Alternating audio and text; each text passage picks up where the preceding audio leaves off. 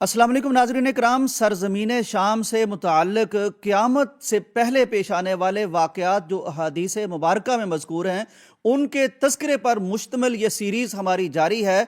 दज्जाल के बारे में हम बात करना चाहते हैं क्योंकि शाम से मुताल्लिक़ दज्जाल का बड़ा किरदार है, बड़ा करैक्टर है। कुछ लोगों का कहना है कि दज्जाल के बारे में बहुत ज़्यादा बात हो रही है, ये मुनासिब नहीं है। मैं ये आप लोगों के सामने बयान करना चाहता हूँ कि नबी कायनात ने फरमाया है कि जब दज्जाल का तस्करा बंद हो जाएगा, जब उसके बारे में मिंबर व महराब से बात होना बंद हो जाएगी, तो दज्जाल उस वक्त आएगा। तो ये तस्करा इसलिए भी बड़ा ज़रूरी है कि हर नबी ने इसका तस्करा किया है और नबी कायनात ने इसके मुतल्लिक़ बहुत ज़्यादा हमें बताया है, मुतनब्बे फरमाया। और ख़ुद नबी अलैहिस्सलाम के दौरे मुबारक में यानी एक बच्चा था, यहूदी बच्चा था, उसके दज्जाल होने के मुतल्लिक़ लोगों में अफवाह उड़ गई थी। और मैं आपसे अर्ज़ करूं कि पैगंबर अलैहिस्सलाम की बड़ी कोशिश रहती थी कि उसके बारे में जान सकें कि ये वो दज्जाल है कि नहीं है। अंदाज़ा कीजिए कि एक मौका पर सही मुस्लिम में किताबुल फितन में यह हदीस मुबारका मौजूद है कि हज़रत उमर फ़ारूक रज़ी अल्लाह तआला अन्हो को प्यारे पैगंबर ने साथ लिया और दज्जाल के बारे में ख़बर लेने के मुतल्लिक़, इब्ने सय्याद के मुतल्लिक़ जानने के लिए कि क्या यह दज्जाल है या नहीं, आप तशरीफ़ ले गए। उस वक्त वो अभी करीबुल बुलूग यानी बालिग होने के करीब था, बच्चा था, बच्चों में खेल रहा था, बनु मुगाला के कले के पास मौजूद था।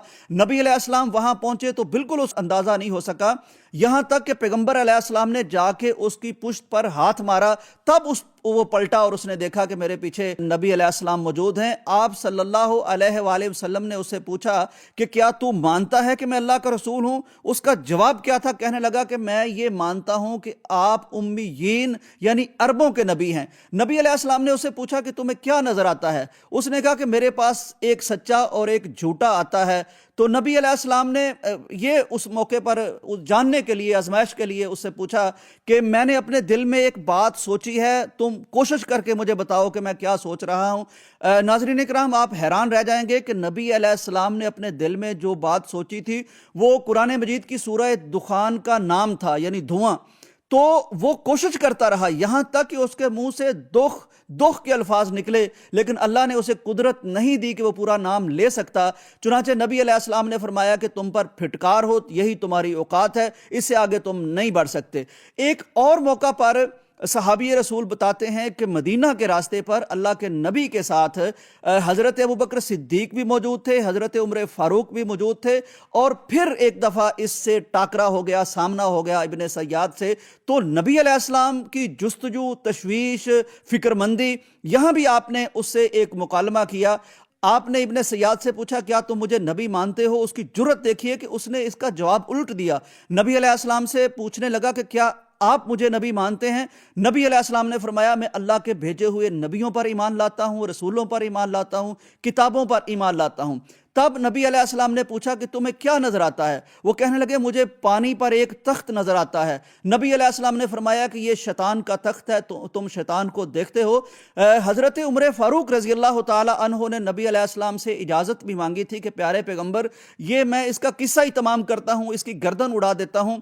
पैगंबर अलैहिस्सलाम ने उसे रोक दिया। आप फरमाने लगे कि अगर तो ये दज्जाल अकबर है, वो दज्जाल यानी जिसके सारे अंबिया मुंतजर रहे, जिससे पनाह मांगने का पैगंबर अलैहिस्सलाम ने सिखाया, मुसलमानों को नमाज में पढ़ने वाली दुआ भी सिखाई कि उसमें दज्जाल से पनाह मांगनी चाहिए। फरमाया अगर तो ये वो दज्जाल है तो फिर तुम्हारी कोशिश रायगां जाएगी, बेकार जाएगी, क्योंकि उसे हजरत ईसा अलैहिस्सलाम के सिवा कोई कत्ल नहीं कर सकता। और अगर ये वो वाला दज्जाल नहीं है तो फिर इसको कत्ल करने का फायदा कोई नहीं, क्योंकि फिर एक आम शख्स मारा जाएगा। नाज़रीन इकराम, एक और मैं इब्ने सय्याद की बात आपको बताना चाहता हूं कि एक दफा नबी अलैहिस्सलाम हजरत उबई बिन काब रजी अल्लाह तआला अन्हो के साथ एक बाग में चले गए। ये बाग इब्ने सय्याद का था, यहाँ इसका बसेरा होता था, एक कंबल के नीचे ये लेटा हुआ था। और अहादीस में है कि नबी अलैहिस्सलाम बड़े चुपके चुपके से, खुफिया तरीके से छुप छुपा के जा रहे थे, क्योंकि ये वहां बैठा बुड़बुड़ा रहा था और पैगंबर चाहते थे कि इसकी कोई बात आप सुन लें और फैसला हो जाए कि ये वो वाला दज्जाल है या नहीं है। لیکن جب آپ اس طرح جا رہے تھے تو اس کی والدہ نے نبی علیہ السلام کو دیکھ لیا اور اس کو متنبع کر دیا۔ نبی علیہ السلام نے فرمایا کہ اگر یہ آواز دے کے اسے خبردار نہ کرتی اور میں اس کی کچھ باتیں سن لیتا تو آج پتہ چل جاتا کہ یہ دجال ہے یا نہیں ہے۔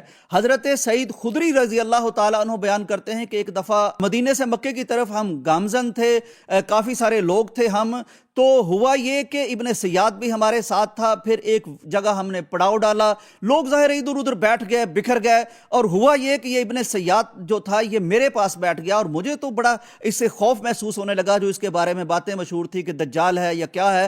چنانچہ میں نے اسے کہا کہ بھائی گرمی بڑی ہے، ایسے کرو اپنا سامان اٹھاؤ اور وہ جو سامنے دور درخت ہے اس کے نیچے جا کے بیٹھ جاؤ۔ خیر اس نے صحابی رسول کہتے ہیں کہ سامان اٹھایا، وہاں چلا گیا، تھوڑی دیر کے بعد وہاں کوئی ریوڑ بکریوں کا آیا تو یہ وہاں سے گیا اور دودھ لے کے آیا اور میرے پاس بھی آ گیا، کہنے لگا یہ آپ بھی دودھ پی لیجئے، نوش کیجئے۔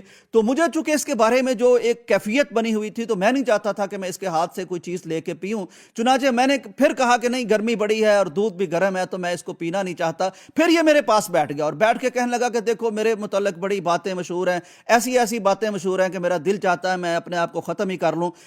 پھر یہ کہنے لگا کہ دیکھیے کم از کم آپ لوگوں کو تو میرے بارے میں کلیئرٹی ہونی چاہیے، یعنی آپ کے رسول مکرم صلی اللہ علیہ وآلہ وسلم نے بیان فرما رکھا ہے کہ دجال مکے اور مدینے میں نہیں آئے گا۔ یہ صحابی سے ہی ابن سیاد کہہ رہا تھا، تو دیکھیں میں تو مدینے میں موجود ہوں اور مکے کے لیے آپ کے ساتھ سفر بھی کر رہا ہوں، تو مجھے تو کم از کم اس کیٹیگری سے نکالنا چاہیے۔ دوسری بات اس نے یہ کی کہ یہ بھی آپ کے نبی نے بتایا ہے کہ دجال لا ولد ہوگا، یعنی اس کی اولاد نہیں ہوگی، تو آپ دیکھتے ہیں کہ میری تو اولاد بھی ہے۔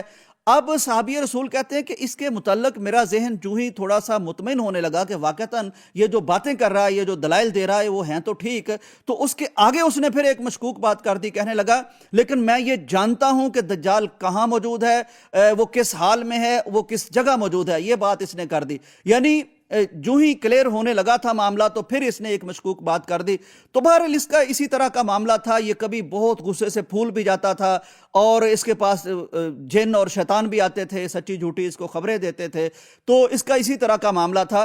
لیکن یہ واقعات جہاں ہمیں سیرت رسول کے متعلق آگاہی دیتے ہیں، وہیں ہمیں یہ بھی ان سے پتہ چلتا ہے کہ دجال سے متعلق آگاہ ہونا اور اس کی خبر رکھنا اور اس کی علامات کو پہچاننا، اس کی نشانیوں کو پہچاننا، یہ اتنا ضروری ہے کہ ہر پیغمبر نے اس کے بارے میں اپنی امت کو آگاہ کیا ہے۔ اور خود رسول مکرم صلی اللہ علیہ وسلم کو دیکھیے کہ کس طرح آپ کبھی باغ میں تشریف لے جا رہے ہیں، کبھی وہ جب کھیل رہا ہے وہاں تشریف لے جا رہے ہیں، کبھی کسی اور موقع پر پوری ایک تحقیق کرنے کی کوشش کر رہے ہیں نبی علیہ السلام۔